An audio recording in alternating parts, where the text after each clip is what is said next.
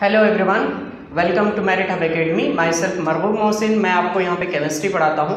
Chemistry में हम लोगों ने अभी तक जो पढ़ लिया था, फर्स्ट चैप्टर हमने पढ़ा था और वो पूरा कंप्लीट हो चुका है। आज हम लोग उसका रिवीजन करने वाले हैं। वन शॉट रिवीजन, कोशिश करेंगे ज़्यादा टॉपिक कवर हो जाए और जो कवर आज नहीं हो पाएगा उसको नेक्स्ट डे हम लोग कवर करेंगे।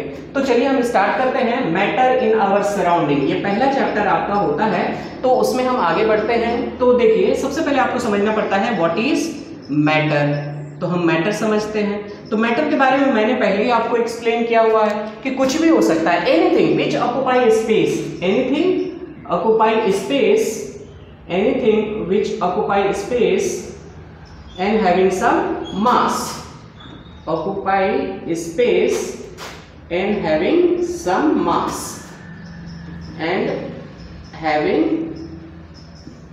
some mass, उसमें कुछ मास हो और क्या करे, वो स्पेस ऑक्युपाई करे, तो आप उसको मैटर बोलते हो। जैसे एग्जांपल के तौर पे अगर हम देखें कि मैटर क्या होता है, तो हमने बोला था जो कुछ भी आपके अराउंड दिख रहा है वो सब के सब मैटर है। जैसे आप टेबल ले लो, जैसे आप चेयर ले लो, ठीक है, जैसे आप एयर ले लो, और आप वाटर भी ले सकते हो, आप कुछ भी ले सकते हो। एनीथिंग विच ऑक्युपाई स्पेस, जिसके पास स्पेस होगा, जो जगह लेगा और उसमें क्या होगा, मास भी अगर होगा, तो आप उसको क्या बोलोगे, मैटर।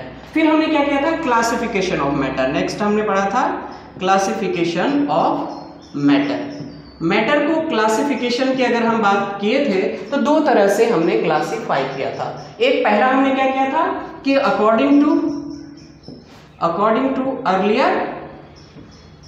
earlier इंडियन फिलोसफर, इनके हिसाब से हमने किया था। उसके बेसिस पे क्या बताया गया था मैटर को, कि मैटर उन्होंने बोला था कि 5 डिफरेंट टाइप्स के मैटर हो सकते हैं। मैटर्स को आप क्लासिफाई कर सकते हो 5 डिफरेंट ग्रुप में। कौन कौन से हो सकता है वो देखिए। पहला आपका एयर, दूसरा आपका वाटर, तीसरा ठीक है फायर, आग, और चौथा मैंने बताया था आपको, ठीक है, अर्थ,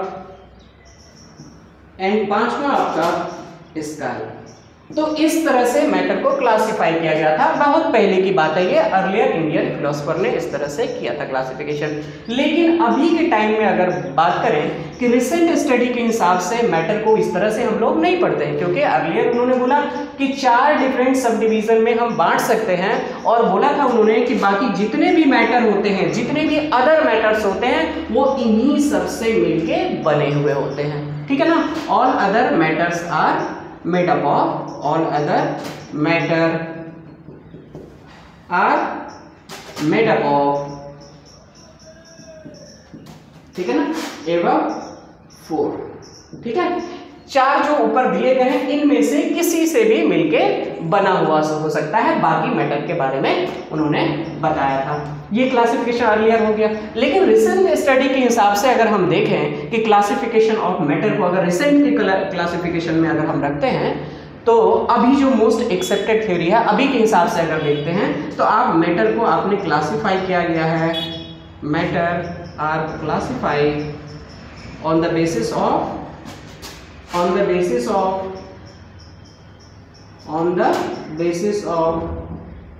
फिजिकल एंड केमिकल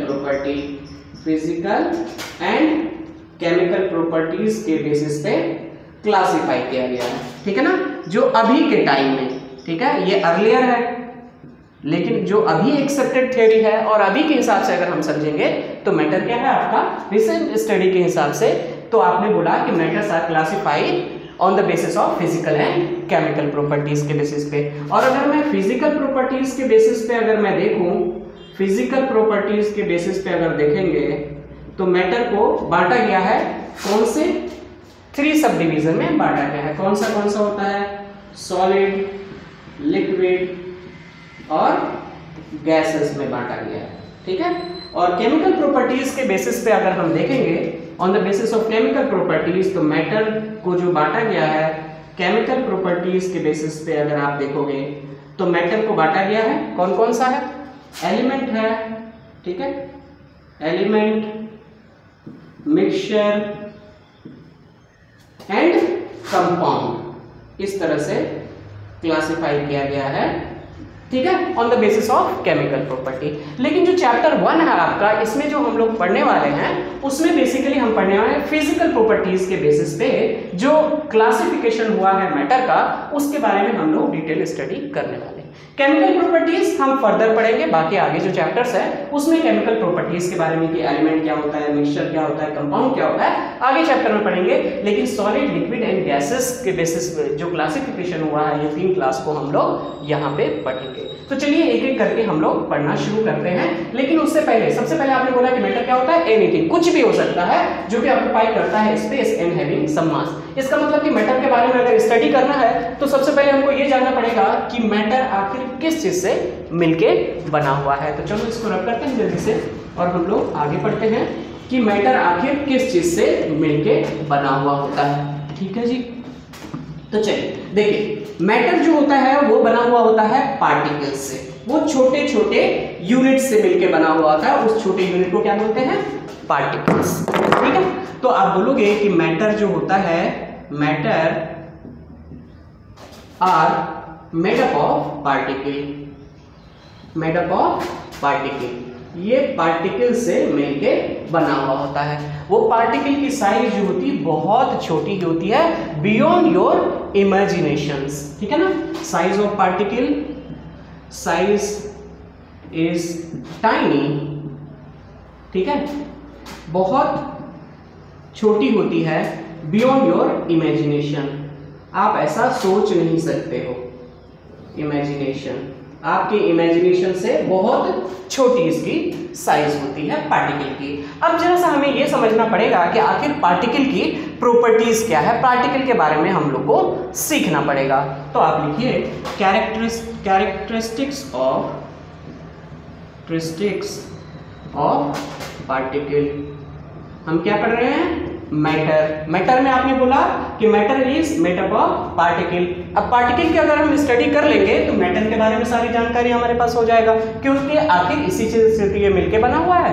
तो उस पार्टिकल के बारे में थोड़ा हमें जानना पड़ेगा कि क्या होता है कैरेक्टरिस्टिक ऑफ पार्टिकल के बारे में, ठीक है ना। तो देखो, अगर मैं पार्टिकल की कैरेक्टरिस्टिक्स की अगर बात करता हूं तो दो पार्टिकल के बीच में या जितने भी पार्टिकल है उसके बीच में स्पेसेस होते हैं, ठीक है ना। तो क्या होता है, space between the particle, particle के बीच में क्या होता है, स्पेस होता है, ठीक है। ये कैरेक्टरिस्टिक्स है। और क्या करता है, पार्टिकल जो होते हैं वो कॉन्टिन्यूअसली मोशन में होते हैं। Particles are in continuous motion, continuous, ठीक है, कॉन्टिन्यूअस मोशन में होता है।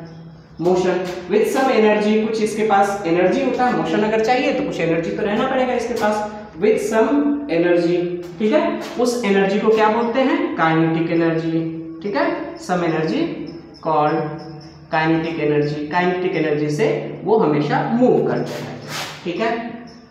तो पार्टिकल के पहला कैरेक्टरिस्टिक्स आपने क्या बोला, उसके बीच में स्पेसेस होते हैं। दो पार्टिकल अगर हैं, जैसे मैटर की अगर बात करें तो मैटर जो होता है, अगर मैं मैटर यहाँ पे बनाऊं तो पार्टिकल जो होते हैं वो इस तरह से अरेंज होते हैं, लेकिन बियॉन्ड योर इमेजिनेशन बहुत छोटा है, आप देख नहीं सकते उस पार्टिकल को, ठीक है ना। लेकिन हमने बोला कि पार्टिकल अगर इस तरह से अरेंज है मैटर के अंदर तो आप बोलते हो कि इसके बीच में स्पेस है, ये स्पेस दिख रहा है।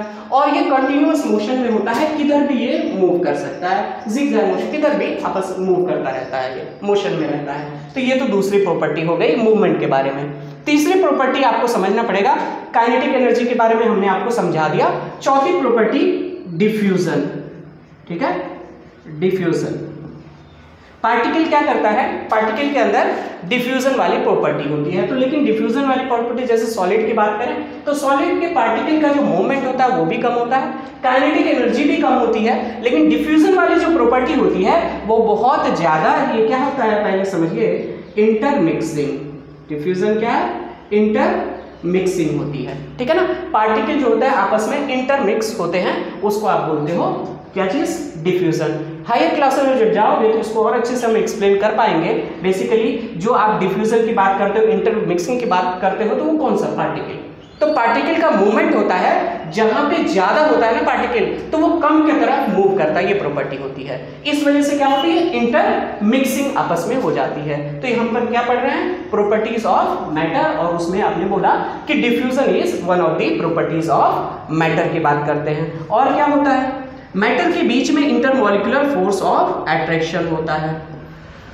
मैटर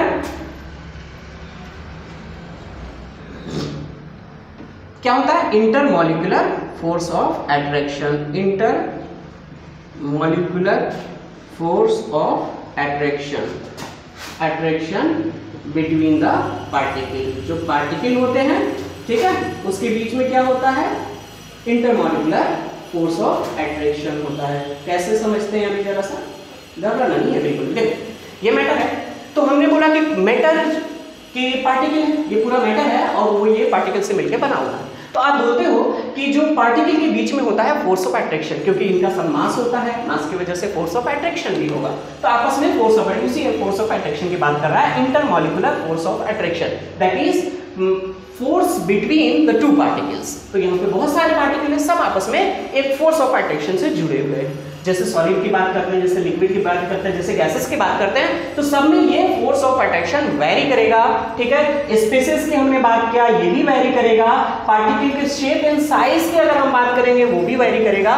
तो अभी एक एक करके हम लोग पढ़ेंगे और उसको समझेंगे, ठीक है। तो नेक्स्ट आपका है स्टेट ऑफ मैटर, थोड़ा सा हम इसको समझते हैं, ठीक है। मैं इसको मिटा रहा हूं। अभी तक हमने क्या पढ़ा, अभी तक हमने पढ़ा कि मैटर क्या होता है। तो आपने बोला कि matter is anything which occupy space and having some mass, आपने बोला मैटर है। फिर आपने बोला कि मैटर का आपने क्लासिफिकेशन किया, classification on the basis of earlier के हिसाब से 5 तरह से आपने क्लासिफाई किया, लेकिन रिसेंट स्टडी के हिसाब से आपने on the basis of physical and chemical properties के बेसिस पे क्लासिफिकेशन किया रिसेंटली। और उसमें क्या है, फिजिकल प्रॉपर्टीज के बेसिस पे आपने बोला कि सॉलिड, लिक्विड एंड गैसेस के बारे में आपने बात किया, ठीक है। और हमने क्या पढ़ा उसके बाद हमने पढ़ा पार्टिकल के बारे में कि matters are made up of particle. और फिर आपने क्या बताया, पार्टिकल की क्या क्या प्रॉपर्टीज होता है उसके बारे में हमने अभी तक सीखा। अब हम देखते हैं जरा सा स्टेट्स ऑफ मैटर।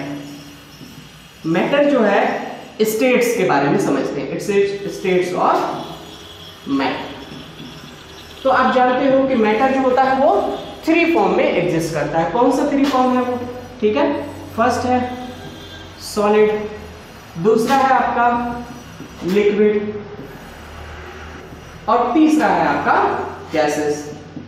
3 फॉर्म में एग्जिस्ट करता है, ठीक है, मैटर। तो अब मेनली क्या डिफरेंस होता है सॉलिड, लिक्विड, गैसेस के बारे में, ये हम लोग अभी सीखते हैं एक एक करके, ठीक है ना। बहुत आसान है, टफ बिल्कुल भी नहीं है। अब हम लोग पढ़ेंगे जो आपने मैटर की बात किया, और matter is made up of particle, और पार्टिकल के प्रॉपर्टीज के बेसिस पे हम 3 क्लास में हमने बांट दिया कि पार्टिकल के बीच में स्पेस की बात आप करते हो, तो स्पेस है, अगर है तो कितना है, ठीक है, उसके बेसिस पे सॉलिड, लिक्विड, गैसेस में हमने क्लासिफाई किया है। चलो हम एक एक करके पढ़ना शुरू करते हैं। सबसे पहले हम सॉलिड स्टेट को देखते हैं।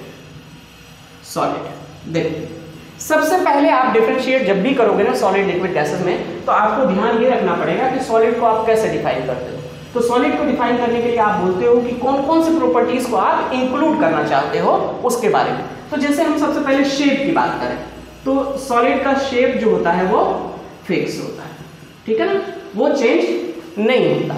दूसरी बात अगर हम करें कि और दूसरी कौन सी, तो वॉल्यूम की अगर हम बात करते हैं तो वॉल्यूम भी इसका फिक्स होता है, ठीक है ना। तो शेप हो गया फिक्स, वॉल्यूम हो गया फिक्स। लेकिन लिक्विड की अगर हम बात करेंगे तो लिक्विड में हम देखेंगे कि उसका शेप फिक्स नहीं होता है। जैसे ग्लास में आप रखोगे तो ग्लास का शेप का हो जाएगा, आप दूसरे कंटेनर में रखोगे तो जैसा कंटेनर का शेप होगा उस तरह से शेप इसका चेंज हो जाएगा।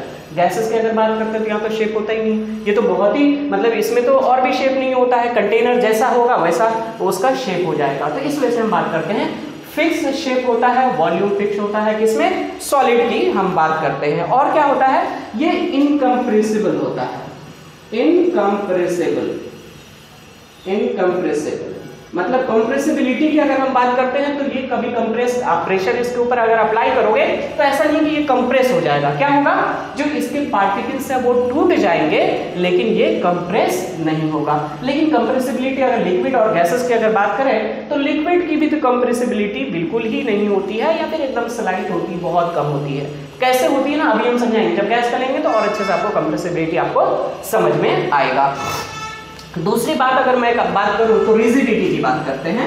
तो रिजिडिटी जो है, रिजिडिटी की अगर बात करते हैं तो ये रिजिड होता है, शेप जब चेंज ही नहीं होता है तो रिजिड ही रहेगा ना। आयरन लो, आयरन का शेप चेंज होता है क्या, कैसे भी दबा दो, कैसे भी शेप चेंज करने की कोशिश करोगे वो रिजिड होता है, जल्दी चेंज उसका शेप नहीं होता है। हम उसकी बात करते हैं। डेंसिटी की अगर बात करते हैं तो हाई डेंसिटी होता है, काफी ज्यादा हाई डेंसिटी होती है इसकी, ठीक है। और डिफ्यूजन की अगर हम बात करें तो नो डिफ्यूजन, डिफ्यूजन की अगर बात करें तो नो डिफ्यूजन, डिफ्यूजन होता ही नहीं है इसका, ठीक है। अब समझो एक एक करके, ठीक है ना। देखो तीनों को एक साथ रिलेट करके हम कोशिश करते हैं पढ़ने का और समझने का, तो बहुत आसान हो जाएगा ये सब चीजें। देखो जैसे आपने सॉलिड का नाम लिया तो आपने बोला कि शेप जो होता है वो फिक्स होता है, ठीक है, वॉल्यूम होता है फिक्स होता है, इनकॉम्प्रेसिबिलिटी आपने रिजिडिटी और उसके बाद डेंसिटी और डिफ्यूजन, यही जो प्रॉपर्टीज है ना इसी के बेसिस पे हम क्लासिफाई करेंगे, ठीक है ना। ये फिजिकल प्रॉपर्टीज है, इसके बेसिस पे हमने इसका क्लासिफिकेशन किया है। तो आपने सॉलिड का स्टडी कर लिया कि शेप फिक्स होता है, वॉल्यूम फिक्स होता है, वॉल्यूम की बात करें वो भी फिक्स होता है, इनकम्प्रेसिबल होता है, रिजिडिटी की बात करें तो रिजिड होता है, और दूसरा हाई डेंसिटी होती है, और डिफ्यूजन के बारे में अगर बात करें तो नो डिफ्यूजन, डिफ्यूजन होता ही नहीं है। सॉलिड के अंदर कुछ भी डिफ्यूज नहीं होता, डिफ्यूज होता है इंटरमिक्सिंग, तो कोई चीज मिक्स नहीं होता है। अगर इसको आप किसी सॉल्यूशन में अगर डाल भी दो तो ये वैसे ही पड़ा रहेगा, ठीक है ना, मिक्स नहीं होगा आपस में, ठीक है। तो ये बातें हो गई। अब जब से लिक्विड को इसी चीज से रिलेट करने की कोशिश करते हैं और समझने की कोशिश करते हैं, देखो हम इसको मिटा देंगे फिर आपको दिखेगा नहीं, तो पहले समझ लेते हैं फिर इसको हम लिख लेंगे। देखो जैसे आपने बोला कि लिक्विड, तो लिक्विड के शेप के बारे में अगर बात करें तो शेप इसका फिक्स नहीं होता। आप ग्लास में रखो, ग्लास का शेप का हो जाएगा, आप किसी दूसरे कंटेनर में रखो तो जैसा कंटेनर वैसा शेप इसका हो जाएगा, तो शेप फिक्स नहीं होता। वॉल्यूम की अगर हम बात करें तो वॉल्यूम मतलब कि कितना स्पेसेस वो लेता है, तो आप छोटे कंटेनर में रखो चाहे आप बड़े कंटेनर में रखो, आप किसी भी कंटेनर में रखो तो इसका जो वॉल्यूम होगा वो उतना ही जगह लेगा, उससे ज्यादा जगह नहीं लेगा। तो फिक्स वॉल्यूम, ठीक है, इसकी बात करें तो फिक्स वॉल्यूम है और शेप भी फिक्स है दोनों। लेकिन इसमें आपने देखा शेप फिक्स नहीं है लेकिन वॉल्यूम इसका भी फिक्स है, ठीक है ना। लेकिन अगर गैस की स्टडी करोगे आप, गैस के बारे में आप समझने की कोशिश करोगे तो देखो जरा सा गैस के बारे में, तो गैस के बारे में अगर आप देखोगे तो उनका शेप जो होता है वो फिक्स नहीं होता है। जैसा कंटेनर होता है वैसा इनका शेप भी हो जाता है, ठीक है ना। तो शेप आप बात करो या फिर वॉल्यूम की बात करो, छोटे कंटेनर में रखोगे तो छोटे कंटेनर में पूरे में वो फैल जाएगा, जितना बड़ा कंटेनर होगा उतना वॉल्यूम ऑक्युपाई करेगा गैस, क्योंकि गैस जो होता है उसकी टेंडेंसी होती है, ठीक है ना, तो वो बार बार जो है अपना जगह से वो दूर जाने की कोशिश करेगा, क्योंकि पार्टिकल के बीच में फोर्स ऑफ अट्रैक्शन एकदम कम होता है। हम अभी बात करेंगे फोर्स ऑफ अट्रैक्शन की भी, ठीक है। तो पार्टिकल के बीच में फोर्स ऑफ अट्रैक्शन बहुत कम होने की वजह से क्या करता है कि कंटेनर का जैसा शेप होता है, या फिर आप बोले कि जितना वॉल्यूम कंटेनर का वही वॉल्यूम हो जाता है गैस का, इसका मतलब कि वॉल्यूम भी फिक्स नहीं होता है। एक एक करके हम लोग पढ़ेंगे, उससे पहले थोड़ा सा हम समझ लेते हैं इंटरमॉलिक्यूलर फोर्स ऑफ अट्रैक्शन के बारे में, थोड़ा हम लोग समझते हैं तीनों में कैसा होता है। इंटरमॉलिक्यूलर फोर्स ऑफ अट्रैक्शन समझो, आसान है, टफ बिल्कुल भी नहीं। देखो हम बात करते हैं तीनों सॉलिड लिक्विड गैसेस का, तीनों की अगर हम बात करते हैं, समझो ये मान लेते हैं कि ये आपका क्या है, सॉलिड, ठीक है, ये आपका सॉलिड है। दूसरा हम यहीं पे बना देते हैं, ठीक है, ठीक है, ठीक है, रुक जाओ जी, ठीक है, मान लो कि ये लिक्विड है, ठीक है। और नेक्स्ट अगर आप, चलो यहाँ से मिटाते हैं, यहाँ पे नहीं दिख रहा है अच्छे से, ठीक है, रुक सामने बनाते हैं, इसको मैं मिटा देता हूँ। इंटरमॉलिक्यूलर फोर्स ऑफ अट्रैक्शन के बारे में स्टडी करते हैं, इसको मिटा दें, रुक, बहुत आसान है, टफ बिल्कुल भी नहीं, समझना जरा सा। इंटरमॉलिक्यूलर फोर्स ऑफ अट्रैक्शन को थोड़ा सा हम समझते हैं, स्टेट ऑफ मैटर बहुत अच्छे से क्लियर होता है। देखो जैसे आप बात करते हो कि मान लो कि ये क्या है आपका, ठीक है, ये आपका मान लो कि सॉलिड, ठीक है, सॉलिड है, इसमें पार्टिकल हम बनाएंगे, ठीक है। दूसरा एक और बनाते हैं हम, ये मान लेते हैं आपका लिक्विड। नेक्स्ट हम बनाते हैं ये आपका गैसेस, ठीक है ना, गैस है, ठीक है। बहुत आसान है, टफ नहीं है, समझने की कोशिश करना, बहुत आसान। देखो हम बोल रहे हैं कि सॉलिड अगर है तो पार्टिकल अगर इसके अंदर आप बनाओगे, कि पार्टिकल की बात अगर करोगे तो ये देखो पार्टिकल जो होता है बहुत पैक्ड होता है, बहुत कम स्पेसेस होते हैं बिटवीन द पार्टिकल। दो पार्टिकल के बीच में स्पेसेस की बात करें तो एकदम निग्लिजिबल स्पेस होता है, बहुत कम स्पेस होने की वजह से क्या होता है एकदम पास पास होते हैं। और अगर कोई चीज पास पास होगा तो देखो फोर्स ऑफ अट्रैक्शन ना डिस्टेंस पे जरूर डिपेंड करता है, ठीक है। हायर क्लासेस में जाओगे तो और अच्छे से समझ में आएगा कि डिस्टेंस पे किस तरह से डिपेंड करता है। लेकिन हम बोल रहे हैं कि दो पार्टिकल के बीच में अगर डिस्टेंस कम होगा तो वहां फोर्स ऑफ अट्रैक्शन ज्यादा होगा, और दो पार्टिकल के बीच में फोर्स ऑफ अट्रैक्शन अगर कम होगा, डिस्टेंस अगर कम होगा तो फोर्स ऑफ अट्रैक्शन ज्यादा होगा। थोड़ा सा अगर समझना है तो देखो हमारे पास होता है फोर्स के लिए फॉर्मूला होता है आपका G m1m2/r², जिसमें हमको डिटेल नहीं समझना है क्योंकि ये आपके लेवल में है ही नहीं। तो ये आपको समझना है बस कि ये r² क्या है, ये distance between the two particle. तो टू पार्टिकल के बीच में डिस्टेंस अगर आप देखोगे तो फोर्स अगर आप रिलेट करोगे, खाली रिलेट करते हैं तो ये इनवर्सली प्रोपोर्शनल होता है। और अगर ये इनवर्सली प्रोपोर्शनल है तो इसका मतलब कि डिस्टेंस अगर बढ़ाओगे तो फोर्स कम हो जाएगा, डिस्टेंस कम करोगे तो फोर्स बढ़ जाएगा। अब देखो ये तो सॉलिड हो गया। अब लिक्विड की अगर हम बात करते हैं तो पार्टिकल कैसे अरेंज है, पार्टिकल के बीच में थोड़ा गैप, पार्टिकल के बीच में गैप, ज्यादा गैप, ठीक है, पार्टिकल के बीच में ज्यादा गैप, ठीक है, ज्यादा गैप है। अगर ज्यादा गैप है तो इसका मतलब force of attraction between the particle जो होगा वो कम होगा। और अगर हम गैसेस की अगर हम बात करते हैं तो यहाँ पे भी force of attraction between the particle अगर बात करो तो देखो गैस के पार्टिकल देखो कैसे कैसे अरेंज, एकदम इस तरह से अरेंज, बहुत ही दूर दूर रहते हैं क्योंकि आपस में कोई फोर्स ऑफ इंटरेक्शन होता नहीं। यहाँ पे फोर्स ऑफ इंटरेक्शन होता है लेकिन कंपैरेटिवली बहुत कम होता है, लेकिन यहाँ पे बहुत ज्यादा होने की वजह से ये काफी रिजिड होता है, ठीक है जी। तो हमने अभी तक तीनों को कंपेयर करके पढ़ा और हमने सॉलिड के बारे में जानकारी इकट्ठा किया। अब इसी तरह से हम लोग लिक्विड और गैसेस के बारे में, फोर्स ऑफ अट्रैक्शन तो मैंने तीनों बता दिया, बाकी प्रॉपर्टीज को हम लोग यहीं पे देख लेते हैं। यहीं पे सॉलिड लिक्विड गैस बना हुआ है तो बाकी प्रॉपर्टीज के बारे में कौन सा आपने बोला, शेप के बारे में अगर हम बोले तो सॉलिड को आप बोलते हो कि फिक्स है, ठीक है। शेप अगर बोलोगे, शेप की अगर बात करें तो शेप जो है इसमें फिक्स होता है, इसका जो शेप होता है वो नॉट फिक्स, ये फिक्स नहीं होता। गैस की अगर बात करें तो यहां भी बिल्कुल भी फिक्स नहीं होता, शेप फिक्स ही नहीं होता। चलो शेप की बात। दूसरी बात हम करते हैं वॉल्यूम की। वॉल्यूम देखो, वॉल्यूम की अगर हम बात करें तो यहाँ पे जितना बड़ा होता है उतनी ही जगह लेता है हमेशा। ऐसे नहीं है बड़े कंटेनर में रखेंगे तो ज्यादा वॉल्यूम लेगा, छोटे कंटेनर में रखेंगे तो कम वॉल्यूम लेगा। इसका मतलब ये है कि अगर वॉल्यूम की अगर बात करें तो यहाँ पे फिक्स होता है, ये वॉल्यूम की अगर बात करें तो ये भी फिक्स होता है, लेकिन अगर इसकी बात करें तो ये इसमें नॉट फिक्स, वॉल्यूम फिक्स होता ही नहीं। वॉल्यूम क्या, कंटेनर का जो वॉल्यूम होगा ना वही इसका वॉल्यूम हो जाएगा, तो वॉल्यूम इनका फिक्स नहीं होता, ठीक है ना। बाकी और भी प्रॉपर्टीज को हम लोग देखते हैं जरा सा। डिफ्यूजन को देख लो, ठीक है ना। डिफ्यूजन, डिफ्यूजन मीन्स इंटरमिक्सिंग, ठीक है, ऑफ पार्टिकल। तो इंटरमिक्सिंग की अगर बात करें तो नो डिफ्यूजन, ठीक है। इसकी बात करें तो डिफ्यूजन होता है, ठीक है ना, मिक्स होता है। कैसे पता चला कि मिक्स होता है, आप क्या करो, देखो आपने शुगर का सॉल्यूशन बना लिया, एक सॉल्यूशन को पानी में फिर से डालो तो आप देखोगे कि इवनली डिस्ट्रीब्यूट हो जाता है, पूरे सॉल्यूशन में चला जाता है शुगर, ठीक है, और पूरे सॉल्यूशन को मीठा कर देता है। तो इसका मतलब है कि इसके जैसे आप अल्कोहल को मिक्स कर दो वाटर में तो अल्कोहल जो है पूरे में फैल जाएगा, इसका मतलब डिफ्यूजन होता है, ठीक है ना, डिफ्यूजन होता है। लेकिन अगर आप इसकी बात करोगे, सॉलिड की अगर बात करो कि एक आयरन जो है डाल दो पानी के अंदर, नहीं जाता इधर उधर, वो अपनी जगह पे बना रहता है, इसका मतलब डिफ्यूजन होता ही नहीं है इसमें। यहाँ पे डिफ्यूजन होता है, यहाँ पे हाईएस्ट डिफ्यूजन होता है, सबसे ज्यादा डिफ्यूजन होता है, ठीक है ना। बगल में पड़ोस के यहाँ अच्छा खाना बनता है, आपके घर तक उसका सेंट आ जाता है, इसका मतलब कि गैसेस है, जिससे सेंट आ रहा है आपका वो गैस है, तो इसका मतलब कि डिफ्यूजन हो रहा है उसके अंदर, ठीक है ना। तो सॉलिड में डिफ्यूजन नहीं होता, यहाँ पे डिफ्यूजन होता है, यहाँ पे हाईएस्ट डिफ्यूजन की हम बात करते हैं, ठीक है, तो ये डिफ्यूजन वाली बात हो गई। और भी डेंसिटी के बारे में अगर हम थोड़ा सा देख लें, ठीक है, तो डेंसिटी अगर आप जानना चाहते हो तो density is equal to basically होता है mass per unit volume. Density is mass per unit volume, ठीक है।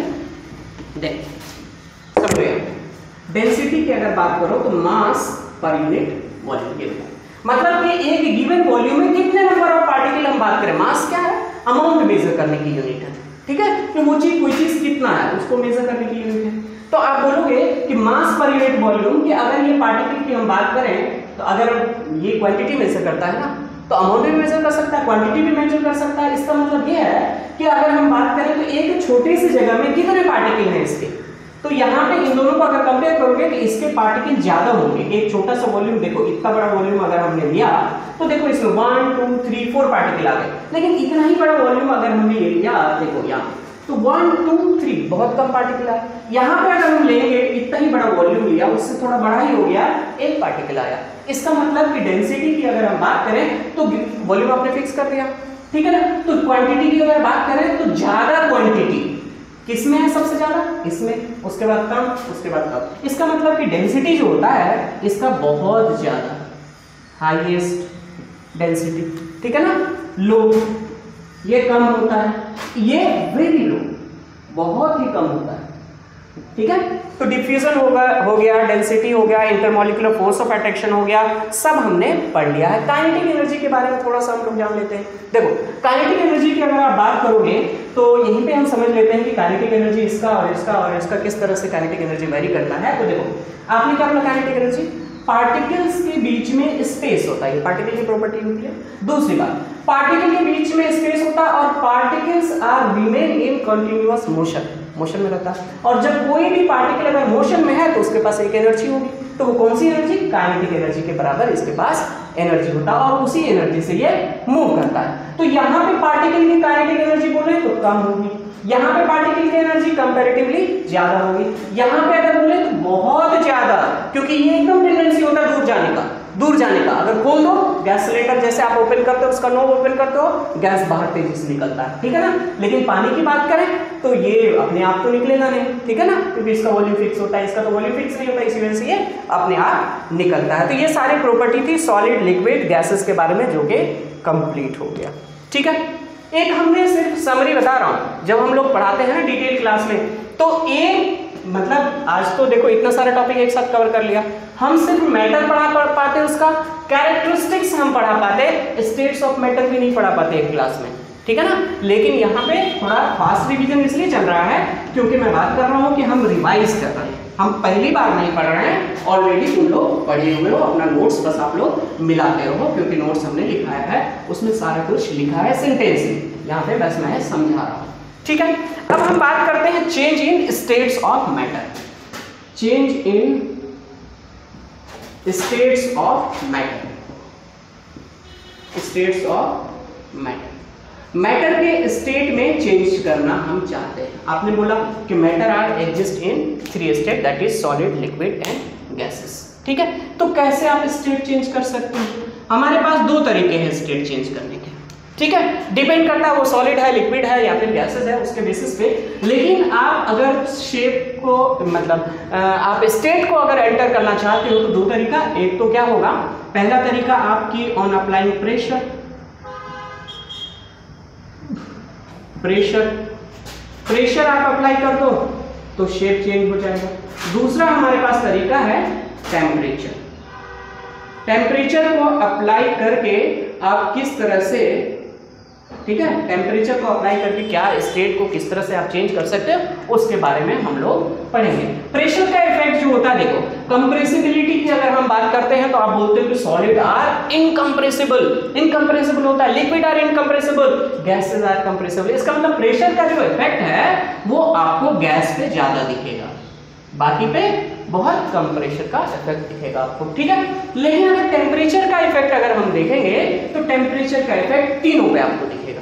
किस तरह से टेम्परेचर का इफेक्ट दिखेगा, पहले हम लोग उसके बारे में हम समझते हैं कि टेम्परेचर से किस तरह से, ठीक है, टेम्परेचर को चेंज कर करके आप कैसे जो है स्टेट्स ऑफ मैटर को चेंज आप कर सकते हो, ठीक है। देखो एक मैटर हम ले लेते हैं, कोई भी, वाटर सबसे अच्छा एग्जाम्पल होता है, ठीक है, तो हम उसको ले लेते हैं। तो वाटर अगर आप लिखोगे तो वाटर सॉलिड स्टेट में एग्जिस्ट करता है, ठीक है, दूसरा लिक्विड स्टेट में एग्जिस्ट करता है, तीसरा गैसेस स्टेट में भी करता है, ठीक है, तीनों स्टेट में वाटर एग्जिस्ट करता है। और आप जानते हो कि ये इंटर कन्वर्जेबल है, ठीक है, कन्वर्ज हो, एक दूसरे में कन्वर्जन इसका होता रहता है, ठीक है, सॉलिड लिक्विड गैसेस के बारे में। अब थोड़ा सा हम समझते हैं कि आखिर कोई भी, ठीक है ना, आप कैसे जो है मैटर जो है अपना स्टेट चेंज करता है, आखिर क्या बेसिक प्रिंसिपल है जिसकी वजह से अपना स्टेट चेंज कर लेता है मैटर, उसके बारे में हम लोग समझते हैं। बहुत आसान है, टफ बिल्कुल भी नहीं है। देखो ध्यान दें कि स्टेट कैसे चेंज होता है, तो आप देखो क्या करोगे, आप टेम्परेचर का इफेक्ट आप देखना चाहते हो, ठीक है, तो on increasing the temperature, increasing temperature, ठीक है, देखो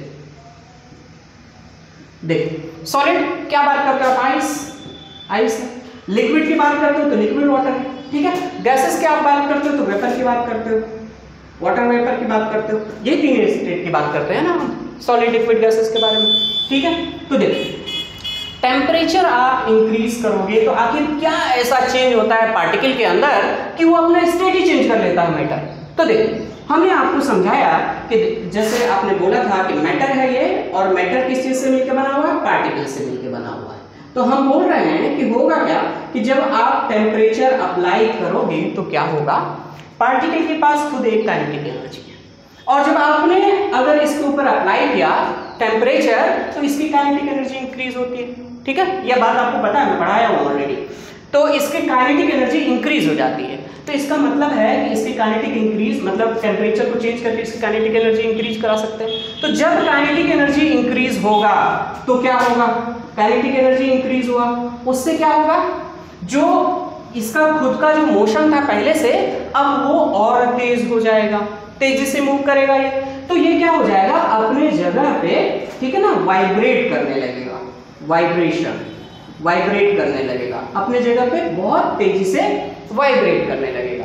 तो जब अपने जगह पे ये वाइब्रेट करेगा बहुत तेजी से तो क्या होगा, इंटरमॉलिक्यूलर फोर्स ऑफ अट्रैक्शन की अगर हम बात करें कि दो पार्टिकल के बीच में जो फोर्स ऑफ अट्रैक्शन है वो बहुत कम हो जाएगा। अगर आप ऐसा करोगे तो क्या हो जाएगा, force of attraction between the particle reduces, और जब force of attraction between the particle reduce होता है, इतना कम हो गया फोर्स ऑफ अट्रैक्शन कि जितना लिक्विड में होता है उसके बराबर हो जाएगा, तो ये लिक्विड में कन्वर्ट हो जाएगा। इस तरह से लिक्विड में कन्वर्ट होता है। और अगर आप कंटिन्यूअसली और हीट आप दिए जा रहे हो तो क्या होगा, तो और तेजी से ये वाइब्रेट करेगा, और जब तेजी से वाइब्रेट करेगा, इसका मोशन बहुत तेजी से होगा पार्टिकल का, तो एक टाइम आएगा कि ये एक दूसरे के बीच में फोर्स ऑफ अट्रैक्शन पूरी तरह से खत्म हो जाएगा, और जब पूरी तरह से फोर्स ऑफ अट्रैक्शन खत्म हो जाएगा तो ये किस में कन्वर्ट हो जाएगा, गैस में कन्वर्ट हो जाएगा, क्योंकि गैस में इंटरमॉलिक्यूलर फोर्स ऑफ अट्रैक्शन एकदम निग्लिजिबल होता है, बहुत कम होता है, ठीक है ना। और गैसेस की एक और प्रॉपर्टी होती है कि देखो कंटेनर के अंदर अगर आप गैस को फिल करोगे ना,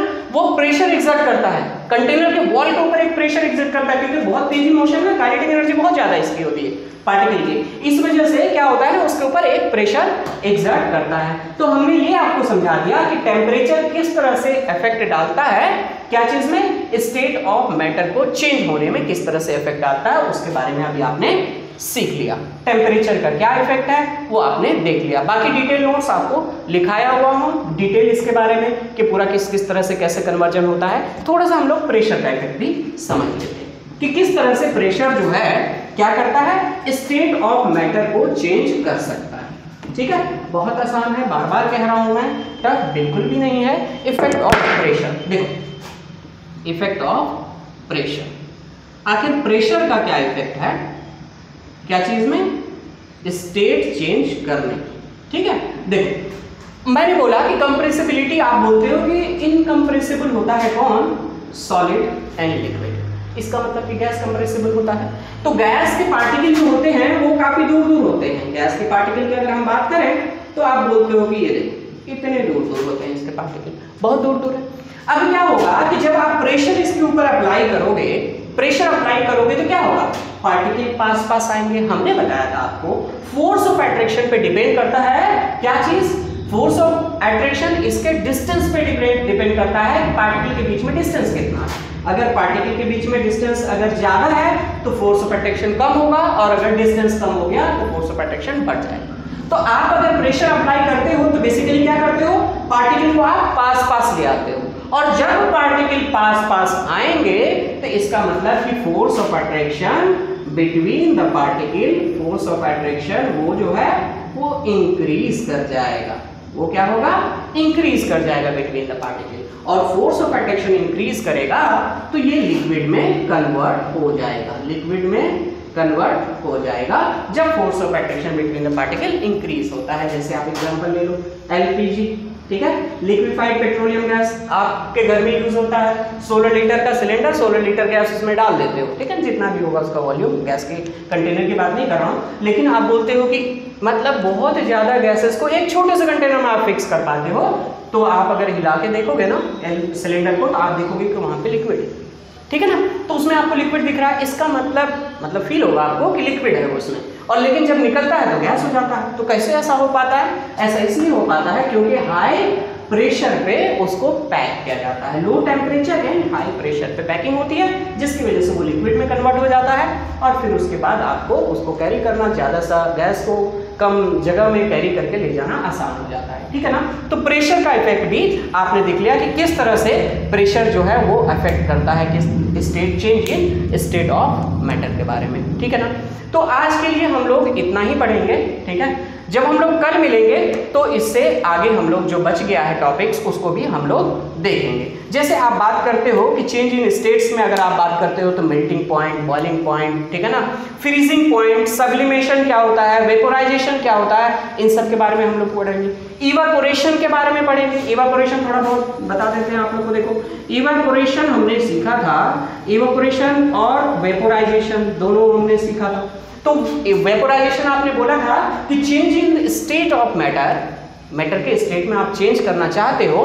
कैसे आप चेंज करना चाहते हो, ऑन इंक्रीजिंग द टेम्परेचर, जब आप टेम्परेचर चेंज करोगे तो जब 100 डिग्री सेल्सियस, जैसे वाटर की अगर बात करें तो 100 डिग्री सेल्सियस अगर पहुंचता है तो वहां पे इवेपोरेशन हो जाता है वाटर का। तो आप कैसे डिफाइन करोगे, change in state of the substance, ठीक है ना, from liquid state to the gases state at its boiling point is called evaporation, ठीक है। तो आपने देख लिया, सॉरी वेपोराइजेशन, वो क्या होता है, वेपोराइजेशन, वेपोराइजेशन आपने क्या बोला कि change in states of matter, ठीक है ना, eight its boiling point, boiling point के ऊपर, मतलब अगर वाटर की आप बात करें तो 100 डिग्री सेल्सियस में आप बोल रहे हो कि स्टेट चेंज होता है, ठीक है, 100 डिग्री। तो आपने जब हीट दिया उसको तो क्या हुआ कि लिक्विड कन्वर्ट हो गया गैसेस में, और जब लिक्विड गैस में कन्वर्ट होता है, ठीक है, एट इट्स बॉइलिंग पॉइंट, आप उसको बोलते हो vaporisation. States of matter change हुआ, change in state of the substance at its boiling point is called vaporisation. And evaporation क्या होता है, change in state of the substance at below its boiling point, ठीक है ना। तो boiling point से पहले की अगर आप बात करते हो कि एट बॉइलिंग पॉइंट अगर बोलते हो तो वेपोराइजेशन, लेकिन बॉइलिंग पॉइंट से पहले की अगर आप बात करते हो तो वो होता है इवेपोरेशन। जैसे पानी रखा हुआ रहता है, आप बोलते हो कम हो जाता है पानी, कैसे कम हो जाता है, इवेपोरेट कर जाता है वो पानी, ठीक है ना। लेकिन इसका मतलब कि कम टेम्परेचर पे इवेपोरेशन, इसका बड़ा अच्छा एग्जांपल आप देख सकते हो कि कपड़ा आपका रखा हुआ होता है वो सूख जाता है, ठीक है। तो कपड़ा सूख इसलिए जाता है क्योंकि वो इवेपोरेट करता है, तो मतलब बिलो 100 डिग्री सेल्सियस। तो 100 डिग्री सेल्सियस पे अगर गैसेस स्टेट में कन्वर्ट होता है लिक्विड तो आप उसको बोलते हो वेपोराइजेशन, ठीक है। और इवेपोरेशन क्या होता है, बिलो इट्स बॉइलिंग पॉइंट, मतलब 45 डिग्री सेल्सियस या 30 डिग्री सेल्सियस पर अगर इवेपोरेशन होता है तो इवेपोरेशन का कूलिंग इफेक्ट, ये सब भी हमारे पास टॉपिक है जो कि हम लोग कल पढ़ेंगे। आज के लिए इतना ही रहने देते हैं, ठीक है। तो गुड बाय एवरीवन, कल मिलते हैं हम लोग, तो फिर इससे आगे पढ़ेंगे।